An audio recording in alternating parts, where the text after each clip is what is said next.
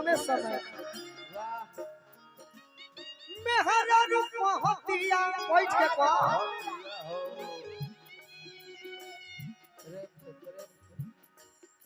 मरद रूम के गेट पर बाड़े औने रस भरिया से सखी बतिया ले बिया के सखी बोलो वो आई है तो हम का सोचत कैसे कहतिया आज हम पहिला मिलनवा मिलल सजनी के सजनवा भाव से हमारी अंग गुलाब नियन खिलल बा बदनवा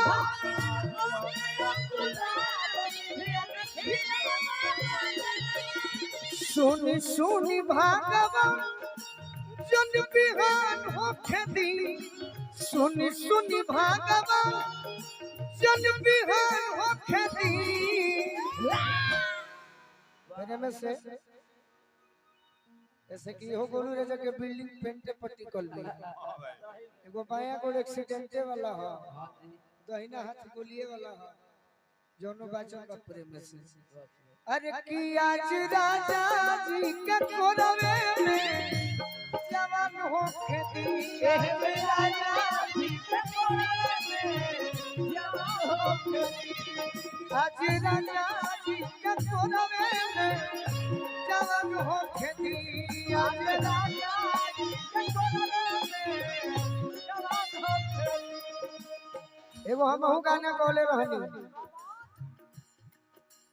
सुना दी का एक लाइन भाई एक लाइन बात कि हमरा कोनो आज के डेट पर मंच पर लड़की बड़ी सब भरोसा नहीं के काहे पूछो अरे कोइला बारू हीरो से प्यार ए गोरी होई जाई लफड़ा बोरिया अरे कोइला बारू हीरो से प्यार ए गोरी होई जाई ए जीवन में हमार होई बे कतनो आगे बढ़ा दे तो अरे हो नहीं डालो जय मां दादा तोरा में ते तो होवे जादो जी के नहीं डालो जय मां दादा तोरा में ते तो होवे जादो जी पूरा नहीं खे कहे के आधा कहब तो मरद लोग बुझ जाई आज राजा जी के बोले जवान हो खेती आज राजा जी के बोले जवान हो खेती देह से का लगे के बात दूरी दूरी बोल बोल बोल माइक में बोल हम तो बहुत आपको काटे लग रहे हैं ना वो क्या थी जो रसभरी है वो आपको मिठाई लग रही है मेरे में क्या है कि मैं चुभ रही हूँ और वो नहीं चुभ रही है उसमें रिक्स नहीं है तुम में रिक्स है hello my tasting a Golu उसमें रिक्स नहीं है तुम में रिक्स है ना देखो ठंडा के दिन में भी हम 9 बजे नहाई ले ठंडा पानी से हम तहरा गैस नहीं की भाव दे कि 14 जनवरी यानी सकराते के दिन नहा के सेंट मार के जिया करे हम कहते ना तोरा भी सोच मोहब्बत राजा जी यही सुनना चाहती थी आपसे हम साल में एक बार यही तो मजाक है साल में एक बार नहाते एक बार बाकी दिन सेंट कर दिए हतना मत सोच चढ़ा दी है राजा जी के वो छवाना चल भाव के दूरे रहो दूरे रहो ए भाई इतना हम सुंदर बनी हो बिना नहले धोइले ना एगो तो धोती कुर्ता गोलू असाई फैमिली से 8 दिन के बाद बातचीत होता फिर ऐसे करबे तो फिर 8 दिन पे विचार दूरे रहे के पड़े टिकट कैंसिल हो जाए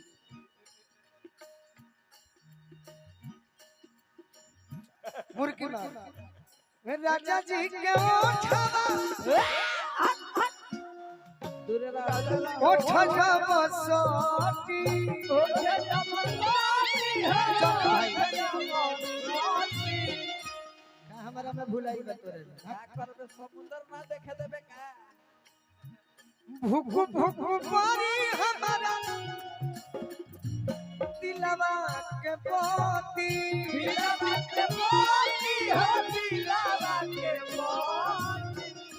हमरा से आशीर्वाद लो सहयोग लो ऐसे तो मत करो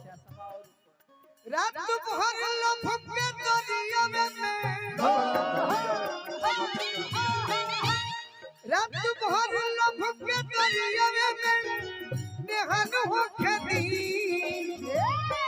बोल भैया बोल गाना है जे खत्म करे के पूरी हम तंग लेखा बुझा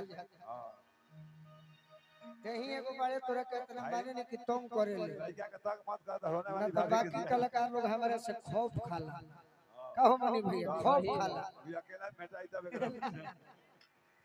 अरे की आज राजा जी के कोरवे में जवान हो खेती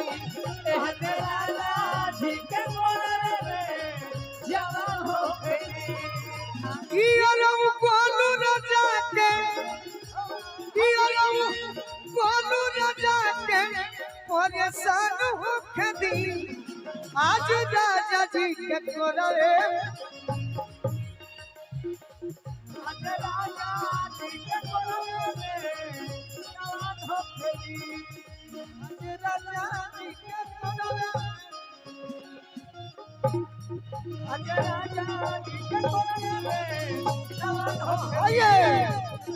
आइए सर